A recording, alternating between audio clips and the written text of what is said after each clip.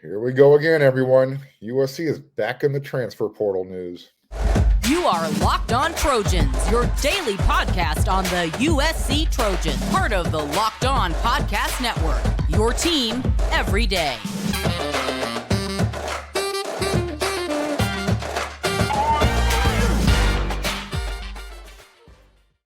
Hey, fight on, everyone. I'm your host, Mark Hulkin, and thank you for making Locked On USC your first listen every day. Whether you're watching me on YouTube or wherever you like to download your podcast, we are free. I appreciate your support, and I want to make as many new subscribers as possible. So if you haven't become one already, it's free, it's easy.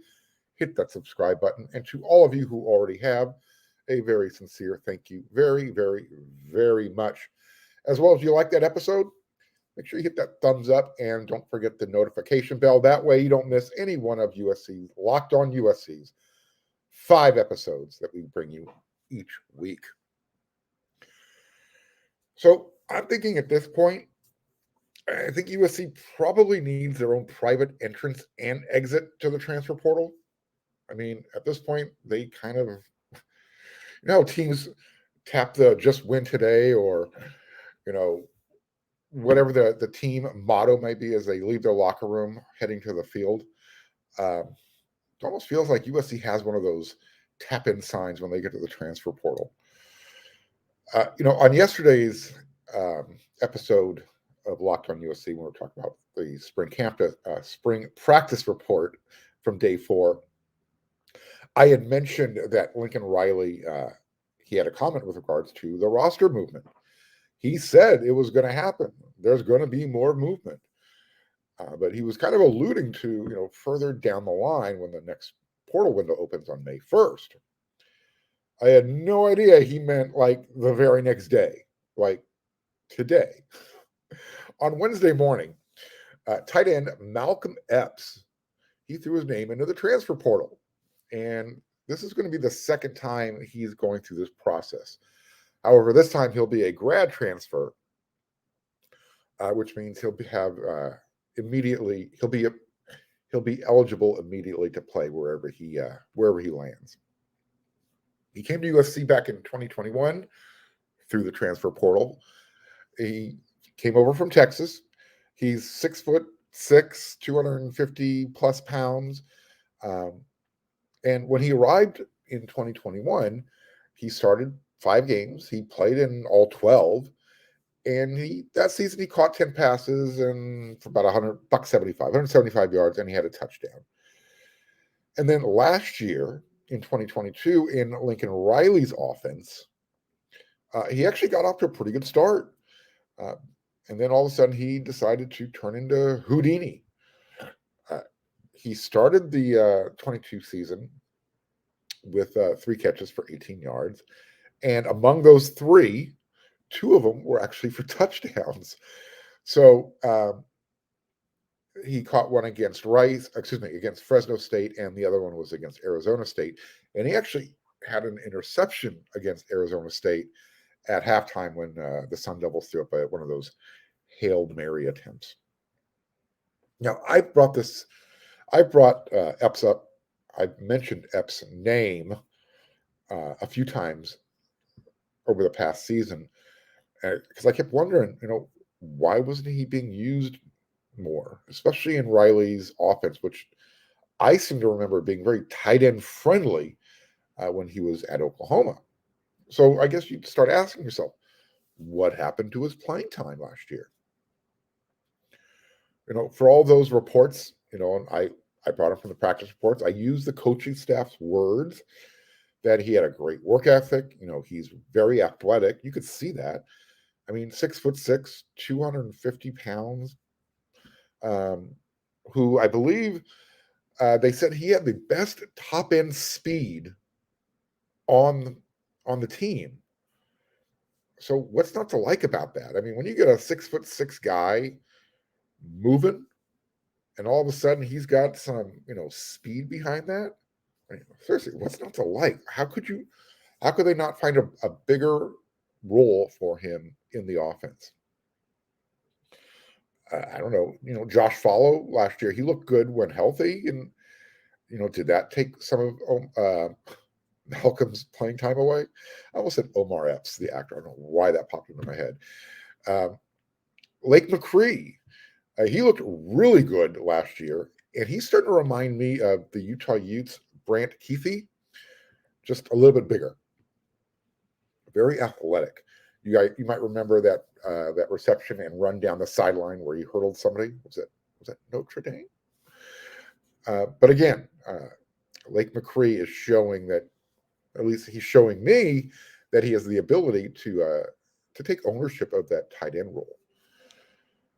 Art, so is it going to be Lake McCree and Jude Wolf? I know Lincoln Riley spoke very highly of Jude, and then he, had the foot injury, and he wasn't able to make it back in time for the season. Will 2023 be that role that Lincoln Riley spoke about? And is this another sign that Deuce Robinson, class of 2023, is this a sign that he might be making an announcement soon, showing up soon? Look, he was going to have a roster spot at USC regardless if Malcolm Epps had jumped into the portal or not. So when it comes to playing time and at the tight end and their opportunities, my question is, why has the tight end position been so limited at USC? Why? Why can't a tight end catch at least one pass every offensive series? And I'm talking about offensive series that last longer than 3 or 4 plays.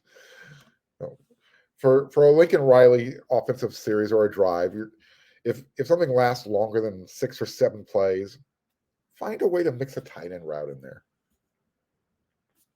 Look, I'm not saying let's focus on getting a Trojan tight end another Mackey Award, although that would be fantastic. The last one was Fred Davis, but look, if Stanford, and they haven't done it recently, but if they can figure out how to use a 6'6" athlete in a game and create mismatches and score touchdowns in the red zone, so can USC. It's baffling how underutilized the tight end has been during the past. And it's not just Lincoln Riley. He's only been here. This will be his second year. But you go back through when Clay Helton was head coach, Sark before that, Kiffin. It just seems like the tight end has been slowly phased out. And it's really weird considering both Sarkisian, and Kiffin were around when Norm Chow was the offensive coordinator at USC. They found a way to utilize the tight end. So one last note regarding the roster. Lincoln Riley, he made it official on Wednesday when he announced that defensive analyst Greg Brown is now an official member of the 2023 staff. USC released their official note that he's been added to the staff roster. So I guess that's a perfect segue for when we jump into segment number 2. Have I been too hard on Alex Grinch? Not just me, the media in general. Let's talk about that in the next segment. But first, I need you to head on over to FanDuel because the tournament is heating up, and now is the perfect time for you to download FanDuel, America's #1 sportsbook, because new customers, you're going to get a no-sweat first bet up to $1,000. That's a bonus that's back if your first bet doesn't win. So, just download the FanDuel Sportsbook app. It's safe, it's secure, it's super easy to use. Then you can bet on everything from the money line to the point scores. Who's scoring the most points? Who's making the most 3-pointers? Then, check this out. You can actually combine all your bets. You can get a same game parlay. And if we wanted, I would love to talk to you about the NBA. I'm a huge diehard LA Laker fan. I used to have season tickets back when they played at the fabulous Great Western Forum. My seats were just right below Jerry Buss's. However, I'm on strike until that roster is amended by one player. However, at FanDuel, they'll even let you, like I mentioned, you can combine all your bets, same game parlay, bigger payout. That's really cool. So I don't want you to miss the chance to get your no sweat first bet up to $1,000 in bonus bets when you go to fanduel.com/locked on. That's fanduel.com/locked on to learn more. Make every moment more with FanDuel. They are the official sports betting partner of the NBA. So we know that Alex Grinch can speak. And I'm saying that with a smile on my face for all of you who are listening and not watching. He met with the media after Tuesday's spring practice, and it was the first time since the Cotton Bowl that he met with the media. And, in his defense, if his defense, well, I shouldn't say in his defense, I'll get to his defense. I will play his defense attorney here momentarily. But if his defense in 2023 plays as well as Alex sounded when he spoke to the media, then I think Trojan fans are going to be pretty happy this upcoming season. I know Miller Moss and probably a lot of the talented backups are going to be even happier because that means they're going to get some actual game reps in the second half of games. Now, granted, Grinch had had plenty of time to prepare for yesterday's press conference when he spoke to the media, giving him plenty of time to get his thoughts, making his case for why Lincoln Riley has complete confidence in him. And if you saw yesterday's episode of Locked on USC, and if you haven't, make sure you go back and watch it. I went through his quotes yesterday, and Alex Grinch sounds really intelligent when he talks. When you hear him speak, you kind of wonder, how the defense looks so confused and unprepared at times. He really breaks things down in layman's terms. It makes it very easy to understand what he's trying to accomplish, what he and the staff are trying to instill into the players. He really made some good points. Most notably, and he, without trying to throw, the previous players on the roster, who were on the roster, who still might be on the roster under the bus. There was a lack of talent at key spots. So, have I and others in the media been too hard on Grinch for the way the defense performed from the start of the season in 2022 to the finish of the season? Because when you peel back the layers and give an honest assessment, you ask yourself, was he really hamstrung with the wrong pieces for his scheme? Did he have the right personnel on the roster? And, even if we give the benefit of the doubt, because that was part of the equation, there's no denying that. What happened to the consistency of the defense last year? I use the word to describe them as very opportunistic. And they started off the season very opportunistic. They led the nation in takeaways, but then they kind of faded to, they were kind of just holding on at the end of the year. And in between then, they had a couple of really solid performances against their rivals that were sandwiched in between. You might remember they kept UCLA's Zach Charbonnet, running back, under 100 yards, and he had been running roughshod over everybody up to that point. And then they actually shut down the Notre Dame, their entire running game when they visited LA. But then at the same time, USC's defense made the Irish quarterback look like a Heisman contender, who, by the way, has transferred to Arizona State this year. Excuse me. So here's the thing that Alex Grinch is trying to contend with, and not just him, but Lincoln Riley, the entire coaching staff. You're not going to be able to replace Tuli Tuipulotu's production from last year. However, you can spread that out among the group. The challenge for Alex Grinch and the defensive staff this year is getting all those new pieces to fit. We're talking about, and let's just focus on up front. We're talking about Anthony Lucas coming in from Texas A&M, Jack Sullivan coming in from Purdue, Kyan Barr is coming over from Arizona. Now, these guys, they're already here. They're in the spring camp. They're hitting the ground running, and that's going to help these guys. But it's a new system for each of these guys as well. Here's a perfect example. Last year, when Kyan had to learn a new system at Arizona, his production fell off from his 2021 all-conference numbers. In 2022, it was like, what happened to Kyan Bars? Well, he's here for spring camp. Hopefully, as a senior, he's going to be a quick learner and pick up the nuances of Alex's defensive scheme and be able to help make that front seven better. I mean, we're referencing, the new additions as well as the returners. And hopefully those guys have matured and progressed over the offseason. So this is what Riley said. There's more good players up front. We brought in some good players up front. There's no question about it.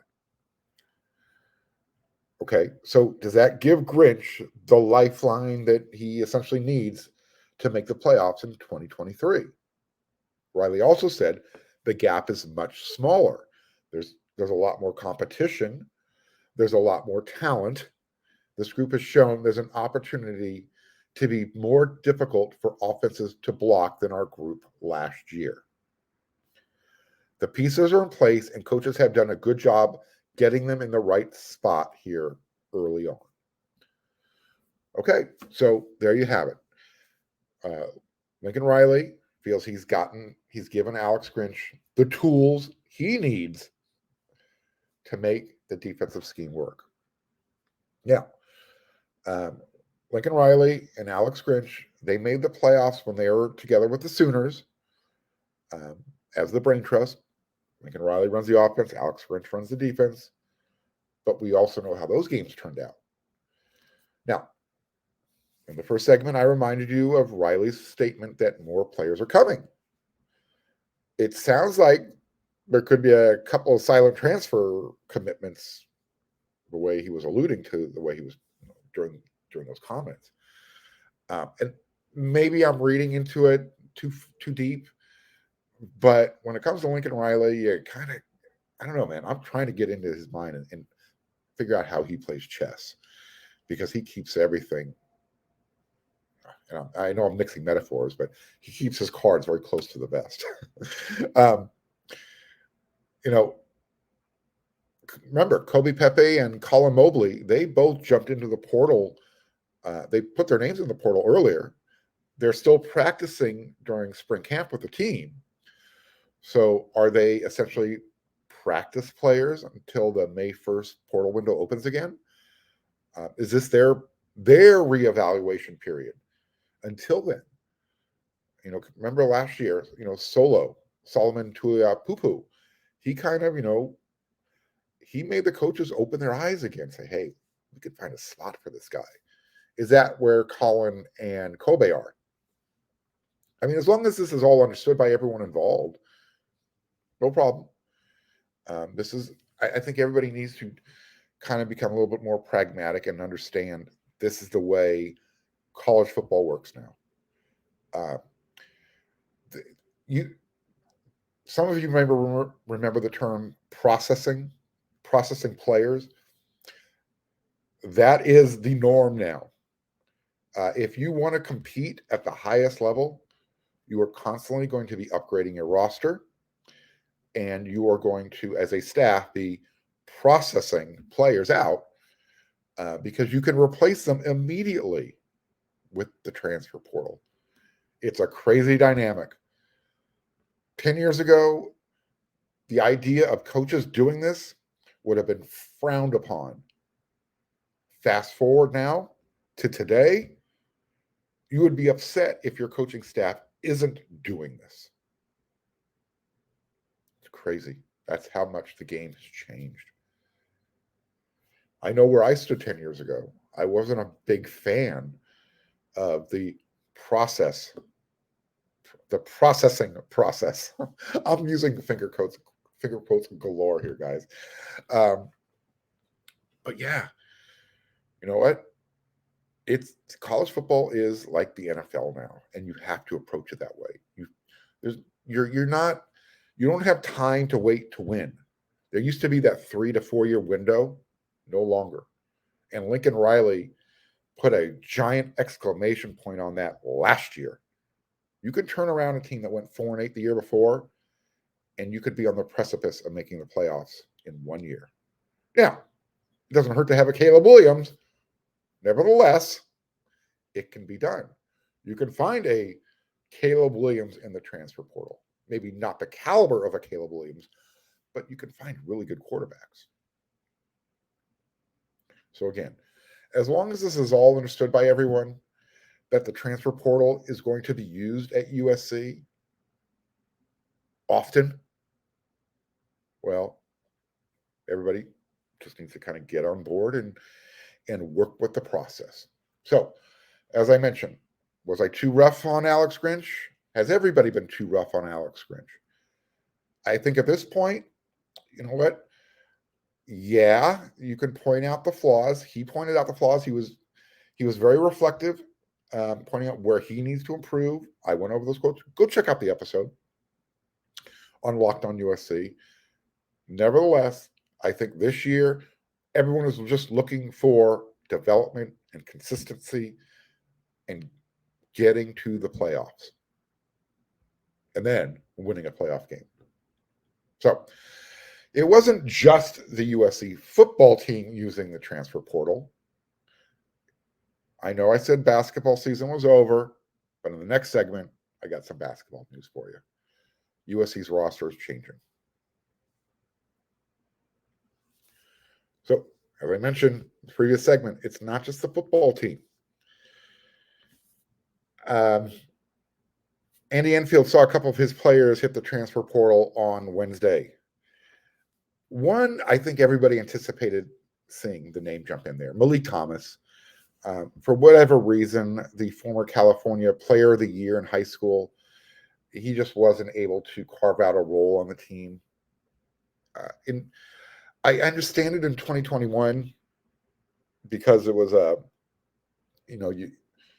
back then you had the Mobleys, and then but this season, you had it was a guard-oriented team, and when you're the former California Player of the Year who was known as a scorer, and you can't get in the game, and you need volume shooting, which USC wasn't very good at this past season. For whatever reason, it just never happened at USC. So Malik Thomas has entered his name into the transfer portal and will go look to find playing time elsewhere. And I wish him success wherever he goes. Very polite young man. Whenever I was at practice, he always made his way over to say hello and say, hey, how you doing? Everything's going good. And I appreciate that of players. And that's one of the nice things about Andy Enfield's program. He's always recruiting high-quality players. But joining Malik Thomas, and this one kind of is a head-scratcher, caught me by surprise. Reese Dixon-Waters, another backcourt player. He was the Pac-12 Sixth Man of the Year award winner. And this guy could score points in bunches. He was a little inconsistent, not the greatest three-point shooter. That was one area where he needed to improve. But he could drive to the basket. He could create and take the contact and finish at the basket and also make free throws. You might remember back the game that USC lost at Pauley Pavilion last year. He was 7 for 7 for the field. If it were up to me, Reese would have had the ball in his hands down the stretch. during that game. But, you got to remember, someone told me this. When you have a couple of seniors on your team named Drew Peterson and Boogie Ellis, those guys are going to get the opportunity for the glory when it's crunch time. So did Andy Enfield's game rotation force these guys to leave the program? Or is it the impending arrival of players like the number one player in the country, point guard Isaiah Collier? You have 4-star guard Silas Demery coming in from the state of North Carolina. Did those two guys force their hands? I would have thought with Boogie Ellis's departure, with Drew Peterson's departure, Reese was probably going to be in line to start in the upcoming season. I mean, this would have been my lineup starting the season. I've been begging for a true point guard, so I'm throwing the number one player in high school coming out. I'm throwing Isaiah Collier out there. Baptism by fire. Go make it happen. But then I've got Reese Dixon Waters next to him. I've got Kobe Johnson playing the wing. He's versatile enough where you can move him anywhere from 2 to 4. And then maybe a small 5. You've got Vince Uwachukwu and Josh Morgan. Again, or, you've got Ozias Sellers. Is he going to be ready to assume the role of that volume shooter, that volume scorer that seemed to be missing last year when Boogie was that guy, but you need more than one guy. So you have the versatility to play around with that lineup with Reese sticking around. With him leaving, now we'll see. Does USC go into the transfer portal? Do they look for an experienced back guy to play in the backcourt with these guys who are going to be younger? Collier's a freshman. Ozias Sellers is going to be a true sophomore. Silas Demery, true freshman. I'm just throwing this out there. I'm not saying it's going to happen. I don't know if it's going to happen. But I saw Kirk Reese's name in the transfer portal, University of Arizona. He would be the perfect player for USC. You need his type of toughness, that tenacity, somebody who gets under the opponent's skin, who can handle the ball, and who could teach these younger players how to play at that level. Here's the issue. Can Krisa and Isaiah Collier exist together for 1 year? Both of them are going to be in college for 1 more year, assuming Collier is a one-and-done guy, which everybody assumes he is. So, the transfer portal, USC, give them their own entrance, give them their own private exit entrance. They are going to be using that. They have found it a very practical tool to use, more so with football. But it looks like basketball is getting into the fray. All right. So, once again, I want to thank everyone for making Locked On USC your first listen every single day. I come at you 5 days a week. For your second listen, go check it out. The new podcast, Locked On College Basketball. You're going to get the experts, Isaac Shade and Andy Patton. They're going to bring you everything you need to know on and off the court. Plus, you're going to get other information from big name experts, coaches, and players throughout the college basketball landscape. Locked On College Basketball, available on YouTube and wherever you get your podcast. My mouth is dead tired. I've been talking all day. So, everyone, you know what to do. I'll be back again with another episode of Locked On USC tomorrow. So until then,